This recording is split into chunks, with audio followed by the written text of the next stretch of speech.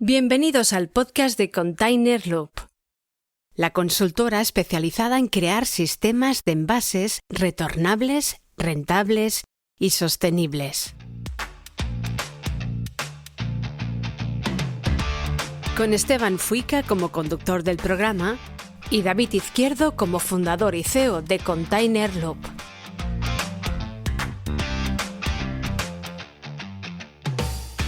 En este podcast hablamos sobre la importancia que tiene la economía circular en la industria. Lo sostenible vende, ahora más que nunca. Consumidores, multinacionales, organismos oficiales y el propio ecosistema exigen empresas sostenibles. Ya no vale con aparentarlo, ahora es el momento de demostrarlo. En este podcast hablaremos sobre cómo ayudaremos a las empresas en la transformación hacia la economía circular. Hola, mi nombre es David Izquierdo y soy el CEO de Container Loop. Hola, mi nombre es Esteban Fuica y soy el presentador de este podcast. Y esto es Container Loop.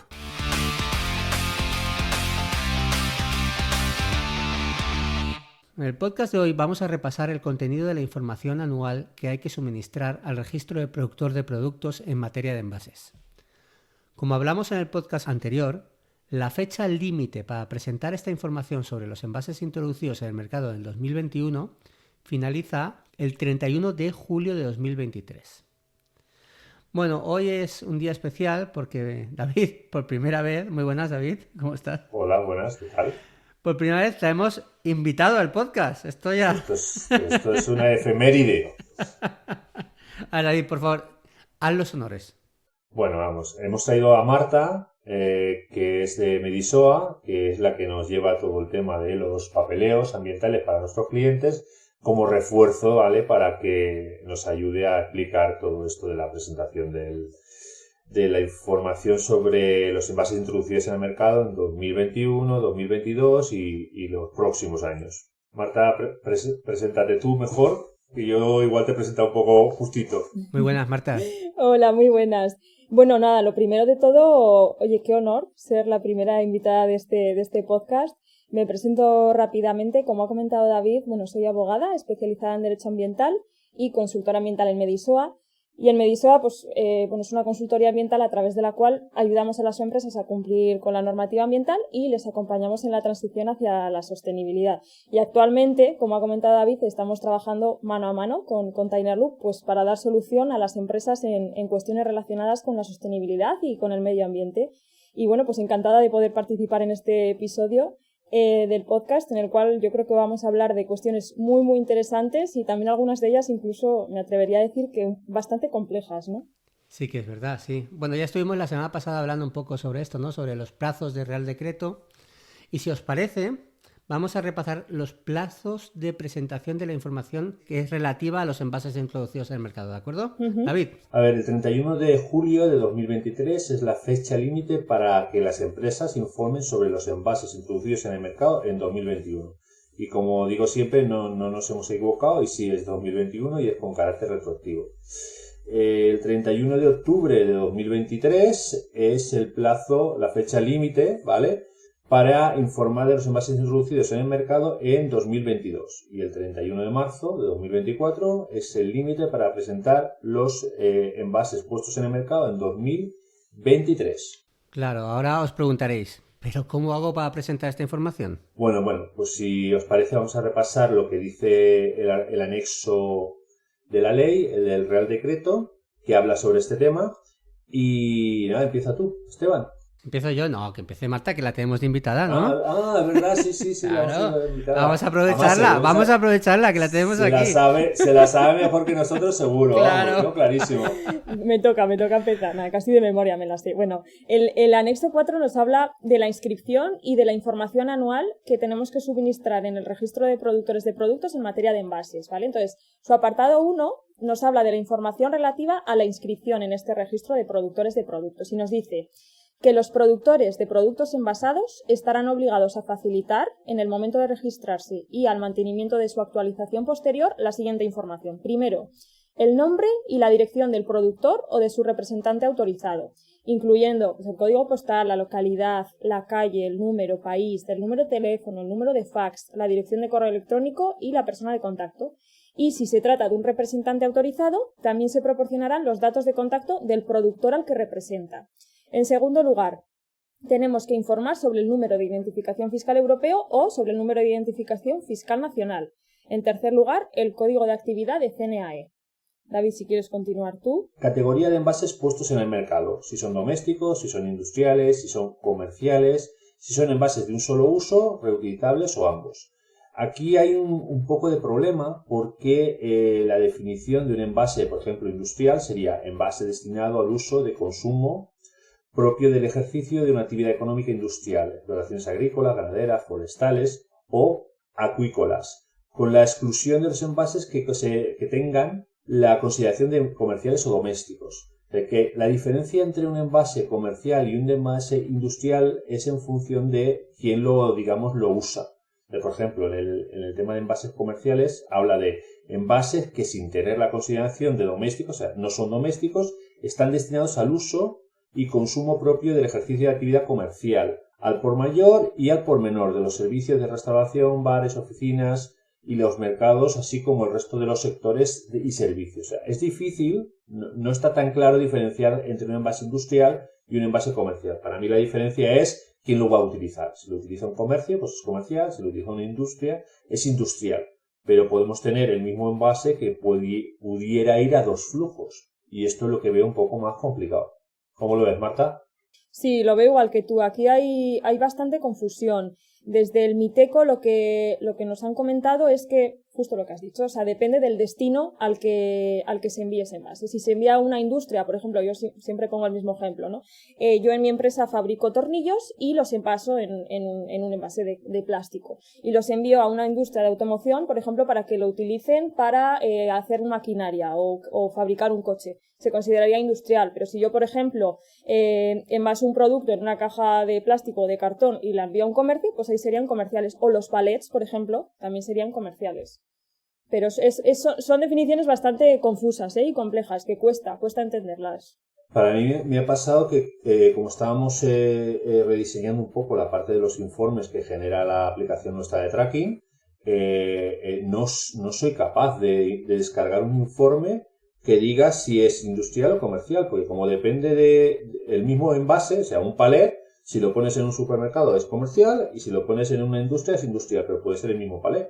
Entonces es difícil sacar ese informe de una forma concreta. Tiene que luego extraer la información de nuestra aplicación y habrá que trabajarla un poco, porque es complicado para mí esa diferenciación en ese tipo de envases. Doméstico está claro, ya sabemos lo que es un doméstico. Pero lo que es un comercial y un industrial a mí me genera cierta duda. Sí, aquí habría que ir caso a caso, a ver cuál es el destino de ese envase. También están obligados a la declaración de sistema o sistemas de responsabilidad ampliada del productor, con el que cumplen sus obligaciones para cada categoría de envase, adjuntando certificado de participación en los sistemas colectivos o el número de identificación medioambiental en el caso de los sistemas individuales. En este punto, Marta, me gustaría saber cómo están los scraps. Pues mirad, en los últimos meses han aparecido casi de manera simultánea varios scraps de envases industriales y comerciales. De hecho, es curioso porque antes de la entrada en vigor del Real Decreto existían Ecoembes, Ecovidrio para envases domésticos y Fito para envases agrarios y pocos más. Y ahora, además de estos, podemos nombrar una lista de casi hasta 7 nuevos scraps. Entonces, estos nuevos sistemas colectivos de responsabilidad ampliada del productor tendrán que estar operativos antes del 31 de diciembre de 2024, pero antes del 31 de diciembre de 2023 estos sistemas tendrán que presentar la solicitud de autorización a las administraciones públicas para que éstas validen o no, es decir, autoricen o no la puesta en marcha de estos nuevos scraps. En la letra F está la declaración de veracidad de la información suministrada. ¿Esto cómo sería, Marta, la declaración? ¿Sería una especie de declaración jurada o algo así, no? Me imagino. Es muy sencillo. Al volcar en la sede electrónica del MITECO toda la información relativa a los envases puestos en el mercado, nos aparecerá una casilla que deberemos marcar, que deberemos ticar, y en la cual se nos indicará: declaro que la información aquí introducida es veraz. Sí, y acepto que pueda ser contrastada por las autoridades competentes en sus actividades de inspección y control. Entonces, simplemente sería marcar una casilla. No tenemos que redactar un documento escrito ni nada por el estilo. Mucho más fácil, mejor. Apretas un botón y ya das velocidad a todo. Sí. Puedo prometer y prometo que todo lo que he dicho antes será veraz y no me he inventado nada, a pesar de que me hayan obligado a hacerlo de 2021. Bueno, los productores de producto también deberán remitir anualmente las cantidades en peso por tipo de material de los envases que introduzcan al mercado, así como el número de unidades, desglosando para cada sistema de responsabilidad ampliada del productor las distintas categorías de envase, diferenciando si son de un solo uso o reutilizables. Eso es muy importante. Entonces, conforme a las opciones incluidas en el registro de producto de productos. Es decir, imagino que una vez que el envase sea reutilizable será muy diferente a que sea de un solo uso. Bueno, aquí lo que yo veo un problema es en la información, porque las empresas no están acostumbradas a tener el peso de los envases. Incluso hay envases como son los IBCs, que son mixtos, en el que tienes acero, o sea, metal, tienes plástico y puedes tener madera. Entonces, esta información de cuánto pesa el envase, en algunos envases industriales puede ser un poco compleja de sacar. Yo lo que recomiendo aquí es que tengan una especie de fichas en las que tengan esa información para luego generar los informes, porque tú tienes las unidades, pero los kilos también los necesitas. Esto nos pasó también un poco en Container Loop. Cuando empezamos a rehacer lo que es la forma de extraer los datos, nos dimos cuenta de ese caso. Habíamos puesto una casilla para el peso, pero claro, ahora necesitábamos una casilla para el tipo de peso, o sea, el peso por material. Entonces, claro, tuvimos que modificar la aplicación para que si era un IBC, por ejemplo, pues hubiera una casilla para kilos de plástico, otra casilla para kilos de acero y otra casilla para kilos de madera, por ejemplo. Es una cosa que hay que tener en cuenta. Complica un poco todo. Claro, todos esos elementos del envase los puedes considerar como ejemplo, elemento principal, que puede ser tapas y tapones o cualquier otro elemento de cierre, elementos para la seguridad y uso del producto, ya sea asas o dosificadores o cápsulas, y elementos de fijación y protección, como las anillas, el típico fleje que da problemas siempre porque por el material que lleva, abrazaderas y tal. Entonces, todas estas cosas pues hay que tenerlas en cuenta, ¿no? Para diferenciar las partes que tiene el envase, ¿no? Bueno, ahora que hemos repasado ya todo lo que dice la ley, ya que tenemos a Marta aquí, cuéntanos... Vamos a explotar a Marta hoy. Claro, hoy. Hoy David pasa a un lado. Sí, yo casi no tengo diálogo hoy, ¿eh? Entonces, Marta, me gustaría que nos contaras un poco cómo hay que hacer todo esto, ¿no? Con el tema de recopilar y considerar los elementos del envase. Pues mira, lo primero que deberíamos hacer es hacer un trabajo de recopilación, de ordenar y de calcular toda la información relativa a los envases que nuestra empresa ha puesto en el mercado durante un año natural. Entonces, debemos empezar ahora, como hemos comentado, por las fechas, por la información relativa a los envases que hemos puesto en el mercado en el año 2021. Una vez que tengamos recopilada y calculada toda esta información, deberemos reportarla a través de la sede electrónica del MITECO. Al igual que la inscripción en el registro, pues también se hace a través del MITECO. Deberemos acceder a la sede electrónica con nuestro certificado digital de la empresa o a través de un representante, ¿vale? Que puede ser una consultoría externa, etcétera. Y una vez que estemos dentro, deberemos reportar por cada categoría de envase que hemos indicado en la inscripción en el registro de productores de producto, el tipo de envase, el número de unidades que hemos puesto en el mercado ese año, el tipo de los tipos de materiales que componen dicho envase, el peso en toneladas de cada material y el tanto por ciento de material reciclado que contiene cada material que compone el envase. Entonces, madre mía, ¿y esto? Todo esto. Pero esto ¿cómo lo puedes probar esto? Es que es una locura. Pues va a ser complicado. Viene con carácter retroactivo. Claro, va a ser complicado sobre todo para los envases del 2021 y 2022. Entonces, a partir de ahora, de lo que haya que reportar el 2023, pues sí que se puede llevar un poco más de control, pero retroactivamente va a ser complicado, sí, para la mayoría de las empresas. ¿Esto o es como hacer un examen con el libro abierto y teniendo las respuestas? Porque como viene con carácter retroactivo, cada uno puede poner un poco lo que quiera, o porque no o hay que justificarlo de alguna manera. En principio no. Hombre, tú marcas ese tic de que declaras que la información es veraz, como hemos comentado antes. Ya, pero no. Entonces ya con eso, pues la responsabilidad pasó... la tienes tú, efectivamente. Y digo, esto pasó y... Cuando lo marcas, ¿lo haces con los dedos cruzados o lo marcas...? En principio no hay que probar nada, es decir, no nos obligan a adjuntar ningún tipo de documentación ni nada por el estilo. Confían en la información que reportemos. Esto es como la típica frase, sí. Todo lo pasado fue anterior, ¿no? Efectivamente. Bueno, pero todavía hay más, porque aparte de esto, para los envases reutilizables, en caso de que alguna empresa ponga o haya puesto en el mercado envases de carácter reutilizable, además de todo esto, deberán indicar la vida útil en años de cada tipo de envase y el número de ciclos que ese tipo de envase realiza al año. Eso también y os preguntaréis... es difícil, Difícil. ¿Cómo podemos calcular, ¿no?, la vida útil y los ciclos de cada envase reutilizable? Bueno, pues lo que nos dicen es que debemos realizar una media ponderada en función del número de envases puestos en el mercado. Y ahí lo dejan. Sí, pero eso te lo dicen ahora. Yo tengo una forma mejor de hacer eso. Ilumínanos, David. Hemos hecho una aplicación para que calcule justo eso, la vida útil y los ciclos de uso del envase. Si lo tenemos ya pensado. Sí, yo creo que cuando estábamos pensando en la aplicación estaban haciendo la ley a la vez que nosotros. Ahí había conexión. Por una módica cifra os informamos de lo que dura la vida útil de cada envase en un tiempo. Pues mira, solucionaría este problema total. Pues sí, porque... Sí, a ver, justo hace unos días estaba hablando con una empresa que ha hecho una app para calcular huella de carbono y tal, y les preguntaba sobre la vida útil de los productos y tal, ciclo de vida y todo el tema. Y claro, prácticamente se lo sacan de bases de datos, de estadísticas, de estudios y de cosas. Es todo muy... sin mucha información real. Entonces justo lo que hace Trackloop es esto. O sea, al final estás leyendo el flujo de los envases y estás calculando ese ciclo de vida del envase, los ciclos que hace y los usos que hace. Entonces...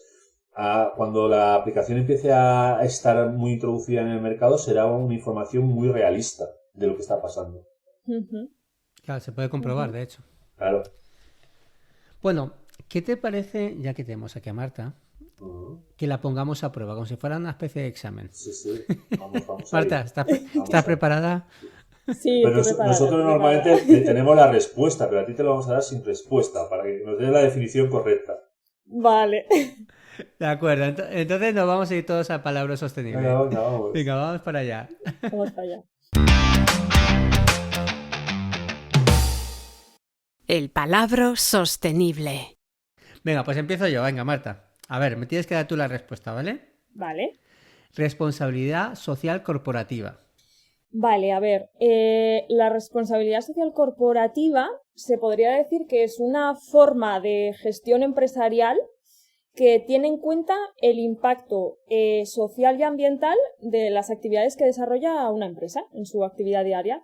Y lo que busca principalmente es maximizar los beneficios para todas las partes interesadas, incluyendo aquí pues la comunidad, los empleados, los clientes, los proveedores, etcétera.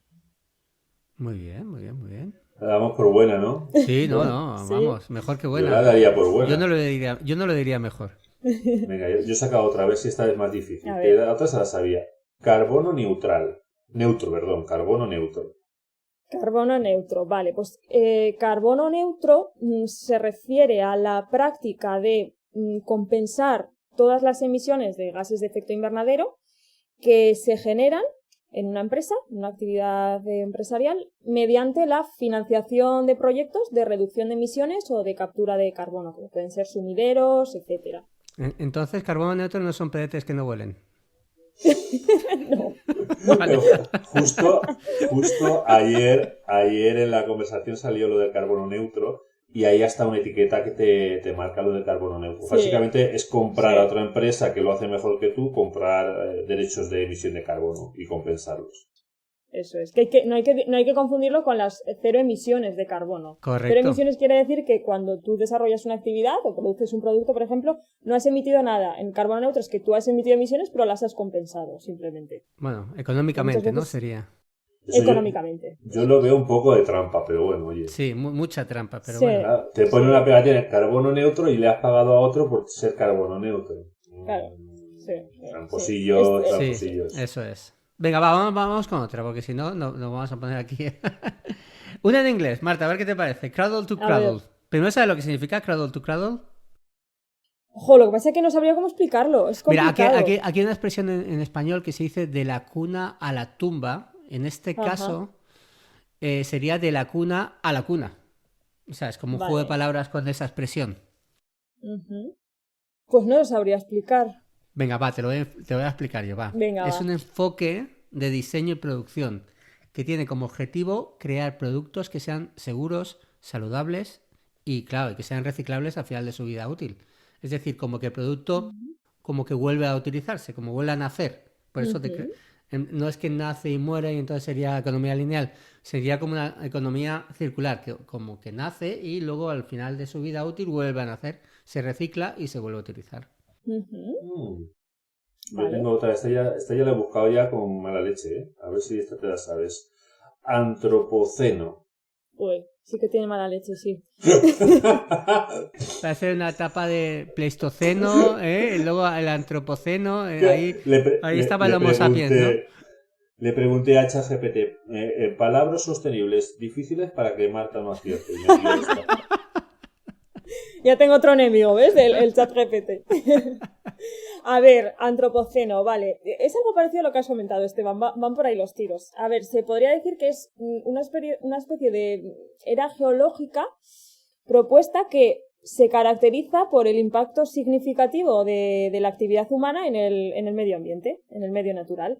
Entonces, se reconoce, o las características más principales son la alteración de la composición química de la atmósfera, la acidificación de los océanos, la pérdida de biodiversidad y, bueno, otros cambios significativos que vienen relacionados un poco con el cambio climático. O sea, todo esto hecho, que quede claro que hecho por el ser humano, no por la misma... Pues ya Efectivamente. te digo que fijo que lo estamos haciendo mal. Esta era sería a partir de la Revolución Industrial, imagino yo. Sí. No lo sé, efectivamente, no lo sí. sé, pero imagino. Eh, Bueno, vamos a ver cuántas respuestas acertadas. Venga. Vamos a hacer el 1, 2, 3. Vale, a ver. Esto es ¿Cuál? como el 1, 2, 3. Sacamos la calculadora. Saca. A ver. Ya vamos a tener que dar un premio, David, porque las has acertado todas. Sí, ya se acerta. Bueno, ha habido una que está ahí, ¿eh? Es verdad, Yo creo que le vamos es a verdad. dar una de fallo, venga, va. Luego le damos el premio, Venga. venga, que si no, todo el mundo va a quedar Un notable, ¿no? Un notable. Notable por lo alto, menos. notable alto. Vale, Sobresaliente vale, abajo, me venga. vale. me vale. Bueno, ¿qué os parece si pasamos a la sección de ideas y tendencias? Vale. Venga, vale, dale. Venga, vamos allá, venga. Novedades sostenibles. A ver, yo tengo una, esta a ver cómo la explico. Esto es una cadena de correos que le estuve enviando al Miteco porque tenía una duda, ¿vale? La palabra recogida aparece mucho tanto en la Ley de Residuos como en el Real Decreto. El significado que marca es operación consistente en acopio, la clasificación y el almacenamiento inicial de residuos de manera profesional. Y me chocó que aparecía la palabra profesional bastante, ¿no? El término profesional se refiere a gestor de residuos. Una empresa, propietaria de una empresa, que podría recoger su propio envase sin que ésta se considere profesional. Esta es una duda que he tenido, ¿no? O sea, hasta ahora los gestores de residuos siempre vienen a decir que solo pueden transportar o gestionar residuos los gestores de residuos. Pero si tú tienes un sistema, por ejemplo, de envases retornables y tú vas a recoger tus envases, ¿vale? A tu proveedor, por ejemplo, o a tu cliente y te los vuelves a traer, para mí eso no era profesional, ¿no? Entonces, un poco la respuesta que me dio el Miteco, ¿vale? En cuanto a su consulta sobre la definición de recogida de residuos del artículo 2.ag de la Ley 7/2022 de 8 de abril de residuos y suelos contaminados para una economía circular, debe entenderse como profesional aquella recogida de residuos que se desarrolla como su actividad principal, lo cual implica darse de alta como gestor de residuos, ¿ves? Como estábamos diciendo. así como dar cumplimiento al resto de obligaciones de la ley. Por su parte, en línea con lo establecido en la Directiva Marco de Residuos, las disposiciones de la ley relativas a la recogida no resultan de aplicación en los casos de los sistemas de recogida que no se llevan a cabo de forma profesional, ya que presentan un menor riesgo y contribuyen a la recogida separada. Es lo que te decía, se facilita. Esto sería el caso, por ejemplo, de la recogida de residuos de medicamentos en las farmacias, de pilas en los comercios, los sistemas de depósito de productos de consumo en las tiendas o la recogida de envases de productos fitosanitarios en las cooperativas. Una empresa puede establecer un sistema de depósito, devolución y retorno de los envases en los términos que indica en el 46-48 del Real Decreto, pero no debe confundirse un envase con un residuo de envase. Bueno, esta es la respuesta que nos dieron y que luego me recomendaron que hablara con Marta en vez de seguir preguntándole a ellos. Por último, espera, esto lo termino ya, Por último, le indico que la subdirección no tiene entre sus funciones la de asesoría legal, dado que esta función no se encuentra entre nuestras competencias, de acuerdo con el Real Decreto, bla, bla, bla, bla, bla. Bla, bla, Para bla. este tipo de consultas No me molesten se más. recomienda acudir a un asesor legal especializado en esta materia, menos mal que lo tenemos. Básicamente me dijeron que no me pusiera pesado. Exacto. Allí ya te llaman por tu nombre ya, ¿no, David? Sí, le mandé varios correos y cada X tiempo le recordaba que no me había contestado. Tardó unos 6 meses en contestarme a esto. Y al final se ve que el hombre no es anónimo, no me ha puesto quién era, Solo me ha puesto que el señor se llama Subdirector General de Economía Te Circular. ha contestado, que no es Pero poco, le que doy no las es poco. gracias, me ha respondido al final. Me ha costado, pero me ha respondido. Pero justo esto era justo lo que yo le estaba preguntando. Para mí, cuando insistían tanto en profesional, yo asumía que ir tú a recoger tus propios residuos a tus clientes, para mí no era un servicio profesional. ¿Qué opinas, Marta? Sí, a ver, es efectivamente lo que has comentado. Al final, el ministerio lo que aquí te está respondiendo es que los gestores de residuos que están dados de alta como gestores de residuos de manera profesional tienen que cumplir una serie de obligaciones, ¿no?, que recoge la norma. Pero que también puede haber otras empresas, organismos o entidades que recojan determinados residuos de determinadas características que no son entidades profesionales en materia de recogida de residuos y a los cuales no se les aplican ni las mismas normas ni las mismas exigencias que recogen estas normas. Entonces, al final depende un poco de si tienes la consideración de profesional o no, para que tengas más responsabilidades o no. ¿Qué sucede en la realidad? Cuando tú tienes que acudir a un gestor de residuos para que te recoja, vamos a poner el caso de un IBC, ¿vale? Tú tienes que acudir a un gestor de residuos que te recoja un IBC, el precio de ese IBC baja muchísimo. Claro. Pierde mucho valor, porque imagínate, yo te envío a ti un IBC con mercancía, tú lo vacías, yo lo vuelvo a recoger, ha transportado aceite de motor, lo vuelvo a recoger, lo vuelvo a llevar a mi instalación, lo vuelvo a llenar con aceite de motor y no tiene que llevar un proceso de lavado, ni documentación, ni papeleo, ni historias. Ese IBC no ha perdido prácticamente valor. De la otra manera, si pasa por un gestor, el gestor ya tiene la obligación de transportarlo con la documentación correspondiente, llevarlo a un gestor autorizado, hacerle el lavado, Pero pierde mucho valor en envase cuando pasa por un gestor, porque el gestor, aparte de que tiene que ganar dinero, tiene muchas más obligaciones que si yo voy a recoger mi propio envase. Y eso es lo que, para mí, para los sistemas de depósito, devolución y de retorno, es importante tener en cuenta. El gestor, para mí, es alguien que, cuando se sale de un flujo, tiene que hacer un tratamiento, tiene que hacer algo. Pero no por defecto, siempre que un contenedor o un envase se vacíe, tiene que acabar pasando por un gestor. Claro. Es lo que yo entiendo, vamos. Marta, una preguntita. Sí. Pongamos el caso de que un gestor que lleva toda la normativa la está cumpliendo a rajatabla y tiene un accidente y ello invertido. Y luego, lo que has comentado antes, otra entidad no profesional en materia de residuos, que está transportando un residuo y también tiene el mismo accidente y tiene un vertido, ¿la ley actúa de manera diferente? Sí, la ley lo que nos dice es que no tienen las mismas obligaciones ni las mismas responsabilidades. También depende del tipo de... O sea, quiero decir, una empresa que recoge determinados residuos de determinadas características, entiendo que no pueden ser residuos de carácter peligroso, etcétera. Es decir, son de, no sé cómo decirlo, de entidad menor. Es decir... Si no, no podría transportarlo. Eso es, si no, no se podría, claro. Pero el camión, lo que entiendo que tiene que ser un camión con ADR. Sí. pero en principio si puede transportar productos peligrosos, puede transportar envases que hayan contenido productos peligrosos. Claro, es que es complicado, ¿eh? Ya. Bueno, y tengo mis dudas. Lo vamos a dejar en el limbo, pero vamos, vamos a hablar de no peligrosos, pero en el caso de los no peligrosos, para mí tiene mucha lógica que pueda ir a recogerlo pues un transportista que trabaja para la empresa, que va a recoger los envases a sitio donde se han vaciado para volver a iniciar el ciclo. No veo por qué tiene que pasar por ahí por un gestor, si no hay que hacer ningún proceso de lavado ni de mantenimiento. Otra cosa es que tengamos que hacer un proceso de lavado, ¿vale? En lo que hay que tener una depuradora, etcétera, o algún tipo de manipulación, pero solamente es ir a recogerlo y volver a poner en marcha. No le veo... Es encarecer el flujo para mí. Claro, pero en ese caso yo creo que se consideraría un envase, no un residuo de envase, que es lo que dicen desde el MITE. Con lo que hay que hacer esa diferenciación. Claro. O sea, en ese caso no sería un residuo, entonces en principio podías gestionarlo tú mismo. Claro, correcto. Vamos a continuar con las novedades porque están saliendo muchas apps de medición de sostenibilidad para las empresas, como por ejemplo Do Good. Bueno, la página web sería dogoodpeople.com y es un software que impulsa la cultura sostenible en toda la compañía. Esto implica a todos los trabajadores de la empresa en la estrategia de sostenibilidad, es decir, toda la empresa está dentro de esa estrategia de sostenibilidad. A ver, ¿qué opináis de este tipo de aplicaciones para calcular la sostenibilidad? Está claro que no son Container Loop, pero David, ¿tú qué opinas? Bueno, justo con ellos hablé, tuve una videollamada y lo que hacen es, tienen una especie de, hacen gamificación para que dentro de las empresas se cree una cultura de sostenibilidad. Lo que hacen es como juegos corporativos, en los que pues todos los trabajadores de la empresa pues se implican un poco en la sostenibilidad para crear esa cultura. No es en sí medir, es más bien crear esa cultura de sostenibilidad dentro de las empresas, entiendo, grandes. Entonces lo que hacen es como juegos, van dando como puntos y tal para que se cree esa cultura.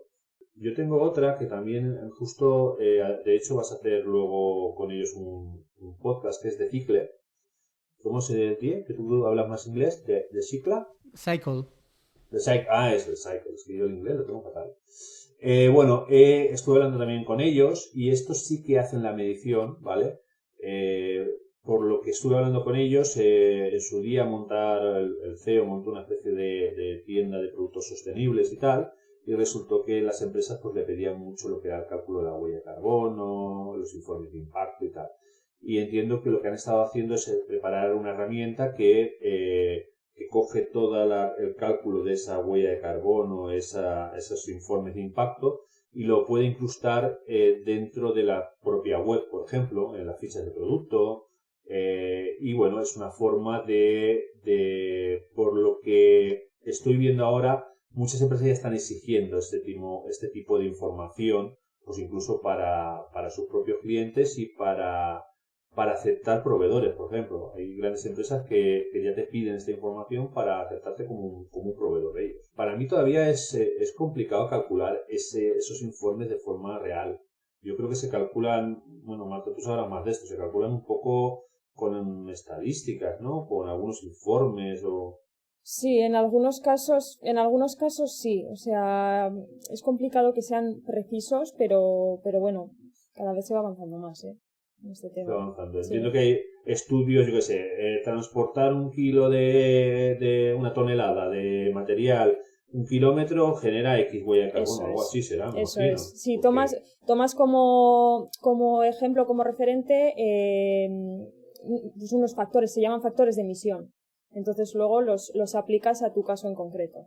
Vale. No, es que no se me ocurrió otra forma de hacerlo, porque a ver qué se va a poner a calcular la huella de carbono real, no sé, no sabría cómo hacerlo, vamos. Hombre, es bastante precisa, pero bueno, sí, con los factores de emisión sí que se puede calcular de manera precisa, pero bueno, todo va avanzando. Pues cuando tenga que calcular alguno ya te lo pido a ti, que seguro que sabes hacerlo mucho mejor que yo. Yo me he quedado en kilos y en unidades todavía. ¿Eso que te has quedado en kilos, ¿a dónde quieres llegar con eso? Bueno, vayamos al momento Kabilé. Ya me has dejado ahí. Ahora para el verano hay que perder en kilos. Yo estoy en la operación bikini, Verte a ti en bikini debe ser algo impactante, Hoy se lo he dicho a mi hijo, le estaba haciendo la broma porque solo le da besos a su madre. Y entonces le he dicho que me iba a cambiar de sexo para que tuviera 2 mamás y a ver si así me daba besos. Se ha reído de mí. No cuela ni aún así. En fin. Bueno, ¿qué les parece si nos vamos al momento Kaby Lame? Vale. Vale, vamos allá. Momento Kaby Lame. A ver, tengo yo uno, venga. Este es sobre, Marta, sabes que tenemos una marca de muebles sostenibles, creo que te lo he contado alguna vez, ¿no? Sí, Vale. sí, sí, sí, sí. Nosotros en la empresa cada Bueno, vez... pues, ¿cómo se llama esa marca? Para que la gente lo sepa. Bosch Forniture se llama. Y como somos muy sostenibles y cada mañana nos levantamos y tenemos que abrazar un árbol, pues tenemos que hacer muchas cosas de sostenibilidad, ¿no? Entonces eso genera ciertos problemas a la hora de cómo hacer las cosas, ¿vale? Entonces, por ejemplo, te pongo algunos ejemplos, ¿vale? Vale, pues nosotros para poder ser sostenible lo que hacemos, por ejemplo, es que es una cosa muy tonta, pero nuestros proveedores le tiramos una piedra prácticamente y con un poco de impulso le damos, y el otro está al final de la calle, pues es fabricación local, pero no es fabricación local porque a nosotros nos haya gustado que fuera local, es que nos venía mejor que estuvieran más cerca. Al final tenemos al del corte láser, lo tenemos enfrente, y al de la pintura lo tenemos a 100 metros. Entonces, ¿es Cabelán? Pues sí, pues cuanto más cerca los tienes, menos tienes que transportar las piezas para llevarlas de un lado a otro. Eso Sí. lo hacéis como en las industrias automovilísticas, ¿no? Hacéis un microecosistema ahí. Bueno, industrial. me busqué que estaba más cerca, pero bueno, sí, es un momento totalmente... Lo hemos hecho a propósito. Luego había otro tema que es el tema del transporte, ¿vale? Los muebles son voluminosos, entonces al final nosotros hemos diseñado ya el mueble, desde que se fabricó se diseñó para que fuera desmontable, porque al final como la agencia nos cobra más y más voluminoso, pues lo fabricamos para que fuera desmontable. Y eso también mejora bastante lo que es el coste de transporte y la huella de carbono, al final, porque puedes transportar en un camión más unidades, no vais a hacer menos viajes. Luego nos pasó también algo parecido con el tema del plástico. No queríamos poner plástico, ¿vale? Pero no podíamos no poner plástico, porque la máquina que tenemos para retractilar las mesas, para proteger, si no lo sabéis, las agencias de transporte, espero que no tengamos muchos oyentes que trabajen en una agencia de transportes, no son buenas para el medio ambiente. Lo siento, por mucho camión ecológico que pongan, destrozan mucho, sobre todo el mueble. El mueble lo tratan a patadas. Entonces tienes que sobreprotegerlo. Tienes que ponerle mucho cartón, mucho relleno, mucha protección. Nosotros le ponemos a lo que es la madera, le ponemos una lámina de plástico que va con una retractiladora, ¿vale? Pues no había forma, o sea, no podíamos hacerlo de otra manera, teníamos que poner plástico. Entonces lo que hicimos es que le pusimos el 50% del material por consumo. Entonces, yo no lo tengo muy claro. A ver si Marta me lo sabe decir. Si tú utilizas el 50% del material por consumo, al final estás generando plástico cero, neutral. Tienes un 50% de material virgen y un 50% de material post-consumo. Estás retirando del mercado un 50% del material y compensando, digamos, el plástico que pones en el... Sí, sí. Para mí sería un plástico neutral. Quedaban monos, vamos. Sí, a ver, en materia de economía circular ya estás haciendo una medida importante, ¿eh? Bueno, pues Sí, eso sí. es que no había forma de hacerlo mejor, al final era la única forma que teníamos. Y hay otra cosa muy chula que para mí me parece un momento Cabelán perfecto, que es que nosotros teníamos que comprar relleno de burbuja, que además es carísimo, poliespan y ciertos materiales que a mí no me gusta poner en las cajas, aparte de que son muy caros. Al final lo solucionamos con una máquina que hace como unas muescas en el cartón y se queda como una especie de malla flexible, el cartón de desecho que generamos de desecho. Y con el cartón que generamos de desecho protegemos las mesas, nos ahorramos el dinero del embalaje, pero además generamos cero residuo de cartón. Es una maquinita que cuesta 2.000 y algo euros, pero no generamos cero cartón. Y para mí es utilizar tu propio residuo en tu propia instalación para proteger tu mesa y eliminarte, ahorrarte el dinero de comprar ese plástico de burbujas y ese material de relleno que es carísimo y encima no tener residuo. Para mí eso es un momento Cabelán perfecto, vamos. No sé cómo lo veis. Sí, o sea, es que al final es un claro ejemplo, vuestra empresa es un claro ejemplo de cómo a través del querer ahorrar costes estáis haciendo que sea una empresa muy sostenible y que esté metida 100% en la economía circular y al final estáis consiguiendo eso, ¿no? Reducción de costes, mejora de la competitividad, ser una empresa sostenible, o sea que al final también mejoráis la imagen, ¿no? Frente a terceros, o sea, al final, yo lo veo así, al final las soluciones no tienen por qué ser soluciones hipercomplejas. Al No, final no, tú al tienes revés. algo que está en tu instalación y solo necesitas algo que lo transforme en una cosa que vas a utilizar. Dejas de utilizar lo que no tienes que utilizar y utilizas un residuo para lo otro. Es una solución perfecta y no es una solución hipercompleja. Está Efectivamente. inventada, no hay que inventar ninguna tecnología aeroespacial para hacer eso. Vamos. No, no, no. Y es que muchas empresas piensan, ¿no? Que, jo, es que yo, fíjate, para ahora ser sostenible voy a tener que hacer unos cambios tremendos y, como tú dices, ¿no? Hacer cosas súper innovadoras. No, no, si así con pequeñas cosas que vas implementando en el día a día, oye, consigues meterte, ¿no? En este tema de la sostenibilidad y de manera sencilla. Hay una cosa que me pasa mucho, si te fijas, por ejemplo, en la automoción, la mayoría de las medidas que han implementado en la automoción no eran para ser más sostenibles, eran para ahorrar costes. Efectivamente. Pero costes no solamente de... O sea, cuando ellos utilizan un envase retornable, que lleva el relleno es retornable, el envase primario es retornable, el envase secundario es retornable y el envase terciario es retornable. ¿Por qué lo hacen? No es por ahorrar costes, no es por ser más sostenibles, que también, es por ahorrar costes. Sí. Y el envase está diseñado para que sea plegable porque ahorra costes logísticos. Y el envase está diseñado para que cuando tú metas la mano puedas sacar la pieza en menos segundos que si tuvieras que abrir una caja, porque está pensado para ahorrar costes. Por eso, ahorrar costes no tiene por qué estar reñido con ser sostenible. No, Pueden estar de la mano perfectamente. Y suelen estar de la mano. O sea, muchas empresas creen que van a tener que gastar, porque no, es que tengo que gastar mucho dinero. Es que en la mayoría de las cosas es una inversión, es que se te retorna además a corto plazo. Correcto. Yo lo veo mucho así en muchos proyectos que hacemos, que son cosas muy cavilán, lo que decimos, cosas absurdas que a veces chocas también un poco con la cultura de la empresa, porque están acostumbrados a hacer una cosa de una determinada manera y dices, bueno, ¿por qué no la haces de esta manera? No, es que siempre se ha hecho así. Bueno, pues igual siempre lo habéis hecho mal. No tenéis por qué dejar de hacer la cosa, porque... Pero bueno, en fin.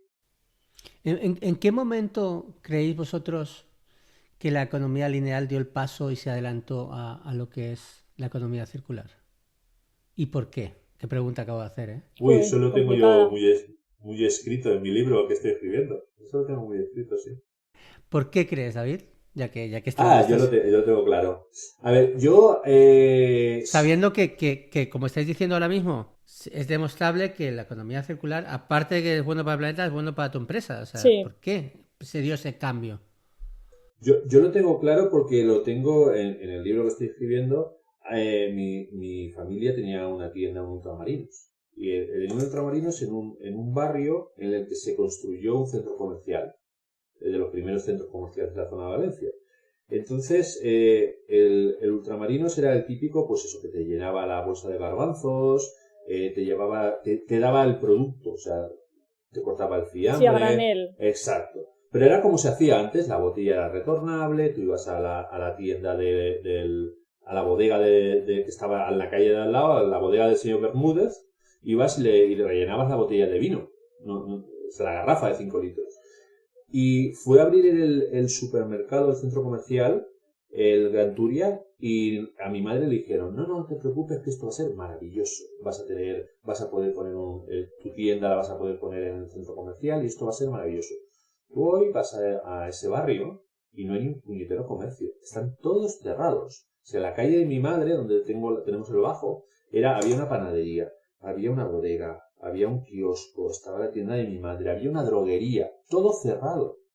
Y es porque los grandes superficies al final lo que hacen es que han eliminado ese tendero que te daba la comida en la mano. Entonces tú vas y te la tienes que coger porque está en un envase. No podrías ir y cortarte tú con la máquina de fiambre. Tienes que coger el envase. Y eso ha transformado todo el flujo industrial, lo ha transformado todo.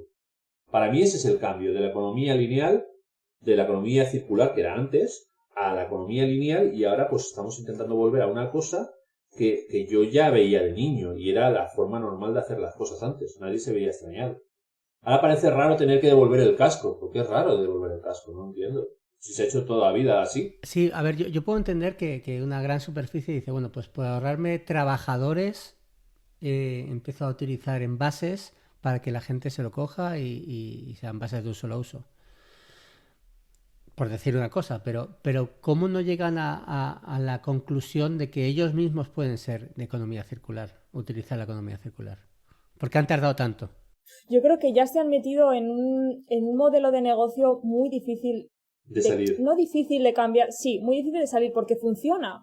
O sea, porque actualmente la economía lineal mueve el mundo y es el sistema ¿no? que tenemos actualmente. Entonces, claro, si una empresa ve, un supermercado, por ejemplo, que tiene unas ventas tremendas, una facturación increíble a lo largo del año, ¿para qué, no? ¿Para qué voy a hacer el cambio si además los consumidores me prefieren a mí en muchas ocasiones que a una tienda de barrio? Porque ya nos hemos acostumbrado a esto. Entonces yo creo que, no quiero poner responsabilidad a los consumidores, pero creo que sí que deberíamos ser los primeros que decidiéramos, porque tenemos capacidad de decidir, oye, pues mira, en vez de irme a este supermercado, pues me voy a la tienda de barrio, que me van a dar seguramente un producto de mucha mejor calidad, va a ser mucho más sostenible porque puedo coger la mayoría de cosas a granel. Es un poco cambiar a nivel la mentalidad de la sociedad, sí. El concepto. Yo lo veo complicado que el consumidor pueda elegir. O sea, es difícil poder elegir. Para elegir eso te supone mucho esfuerzo. O sea, tú, si tienes, yo qué sé, una hora para comprar, yo era, Marta no lo sabe, pero yo era carnicero de joven. Trabajaba cara al público, ¿no? Entonces, yo me acuerdo cuando estábamos en la carnicería que entonces compraban las mujeres, había mujeres que se quedaban 1 hora y pico haciendo cola para comprar la carne. Hoy en día eso ahora no lo hace nadie. Eso no lo hace nadie. Entonces, y era el puesto de carne, tenías que irte luego al de verdura y luego al del pescado para hacer una compra, y muchas lo hacían a diario, iban a comprar casi todos los días. Entonces, eso hoy en día es inviable. Hacían la compra, hacían 1 hora de cola y luego se quedaban otra hora de cháchara. Eso tampoco. Bueno, también, pero bueno. A ver, os comento. Normalmente, Marta, nosotros solemos acabar el podcast pues dando algún caso de éxito, pero tampoco hemos dado ninguna problemática al uso. Entonces, no sé si seríais capaces de hablar de un caso de éxito que diga, mira qué bien va esto. David, ¿tú qué opinas? Bueno, a ver, yo tengo un caso de éxito que es de este podcast en concreto. Y me gustó. Tuve una consultoría con un cliente que era oyente del podcast, que se llama, por eso le vamos a felicitar, de hecho, Jordi Reitz. Nos felicitó porque, bueno, pues que es un chico que trabaja en una empresa en la sección de calidad, y claro, supongo que en algún momento descubriría todo lo que tenía que ver con el Real Decreto de Envases, y claro, cuando vio todo lo que tenía que hacer, pues nos descubrió y le vino muy bien para entender un poco mejor la ley y para no tener que leerse. Bueno, también se lo leyó, pero el tocho, y además me lo estuvo enseñando, porque me estaba enseñando los papeles llenos de fofi de color verde, y llevaba la ley en un lado y el Real Decreto en otro. Y nos felicitó por hacer este podcast. Y bueno, oye, esto está bien porque al final no ves muchas veces a la gente que te escucha, y yo le doy las gracias a todos los que nos escuchen, porque bueno, al final motiva esto. Me dijo, por supuesto, que yo lo hacía mucho mejor que Esteban. ¿De dónde iba a parar? Hombre, claro, hombre. Faltaría más. Que conste que no dijo nada, ¿eh? No, me lo dijo porque estabas delante. Claro, me lo dijo a mí. Luego te llamó a ti, ¿te lo dijo a ti también lo mismo? A ver, yo no voy a compartir información confidencial contigo. Vale. Pues a ver, David, ¿qué te parece si hacemos las ideas, pero de Container Loop, las nuestras? Vale, pues vamos allá. Bueno, yo tengo como primera, para todo este tema de pedir, yo creo que es importante que se vaya documentando, o sea, pidiendo la información a nuestros proveedores del peso de los envases. Y habrá que crear una especie de base de datos con eso, porque es muy difícil a 2021 pasado ponerse a averiguar cuánto pesaban los envases. Entonces, si tú tienes esos datos, porque las unidades, entre comillas, es más fácil de saber, pero el peso de cada envase es más complicado. Tenemos que tener esa costumbre de ir pidiendo esa información, ir creando esa serie de fichas técnicas con los pesos y los materiales que lleva, para que cuando tengamos que hacer el informe pues sea un poco más fácil. Deberíamos tenerlo separado por los materiales, plástico, madera, cartón, etcétera. Llevar un registro de entradas y salidas sería importante. Empezar a controlar no solamente lo que compramos, sino los envases que trae lo que compramos, ¿vale? Eso es importante porque luego, si no, es mucho más difícil hacerlo. Bueno, colocar algún sistema de tracking como TrackLoop, que ya lo hemos hecho nosotros para eso. David, ¿podrías contar un poquito mejor cómo funciona TrackLoop?